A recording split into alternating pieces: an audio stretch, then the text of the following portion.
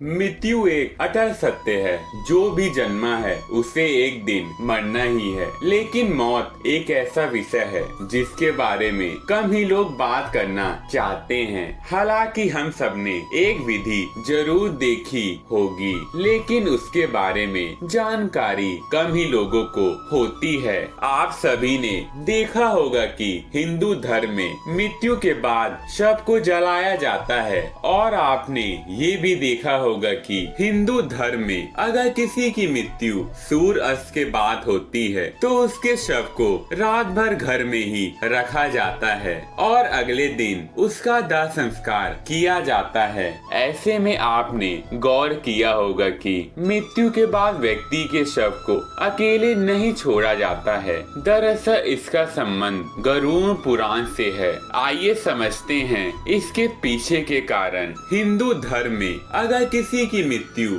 सूर्य अस्त के बाद होती है तो उसके शव को रात भर घर में ही रखा जाता है और अगले दिन उसका दाह संस्कार किया जाता है। इस दौरान शव को रात भर घर में ही रखा जाता है और किसी न किसी को उसके पास रहना होता है। इसके पीछे की मान्यता है कि यदि रात में ही शव को जला दिया गया तो इससे व्यक्ति को अधोगति प्राप्त होती है और उसे मुक्ति नहीं मिलती है। ऐसी आत्मा असुर दानव या पिशाच की योनि में जन्म लेती है।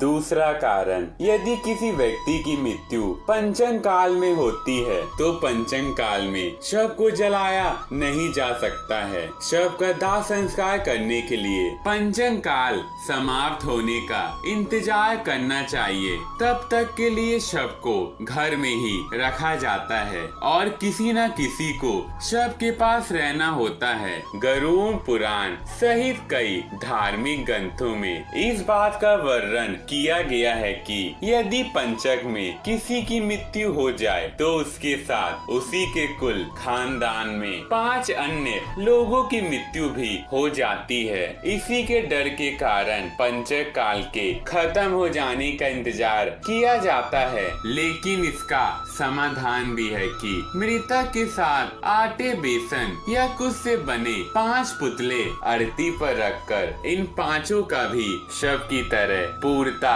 विधि विधान से अंतिम संस्कार किया जाए। ऐसा करने से पंचक दोष समाप्त हो जाता है। तीसरा कारण है कि हिंदू धर्म में मान्यता है कि व्यक्ति का अंतिम संस्कार उसके बेटे के द्वारा ही किया जाए। ऐसी स्थिति में अगर किसी का बेटा या बेटी कहीं दूर रहता है तो उसका इंतजार किया जाता है और शव को घर पर ही रखा जाता है। कहते हैं कि बेटा या बेटी के हाथों ही दाह संस्कार होने पर मृतक आत्मा को शांति मिलती है, अन्यथा वह भटकता रहता है। मृतक शरीर को अकेले नहीं छोड़ने का सबसे बड़ा कारण यह है कि अगर शव को अकेले छोड़ दिया जाए तो हो सकता है कि कुत्ते बिल्ली जैसे जानवर उसे नोच खाएं और गरुड़ पुराण की माने तो ऐसे में मृत आत्मा को भी यमलोक के मार्ग में ऐसी ही यातनाएं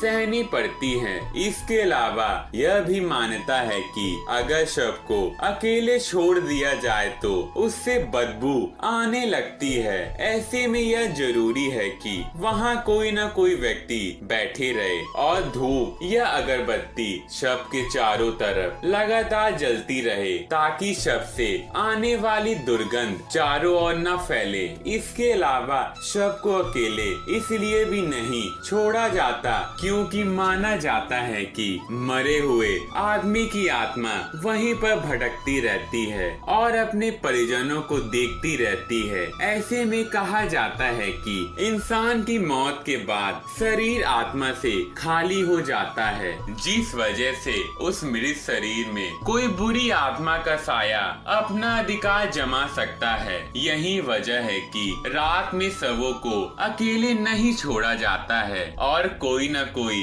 इसकी रखवाली करता रहता है। तो मित्रों, आपको समझ आ गया होगा कि मृत्यु के बाद शव को अकेले क्यों नहीं छोड़ा जाता है। अगर आपको ये वीडियो अच्छी लगी हो तो चैनल को सब्सक्राइब करना न भूले। वीडियो को देखने के लिए धन्यवाद।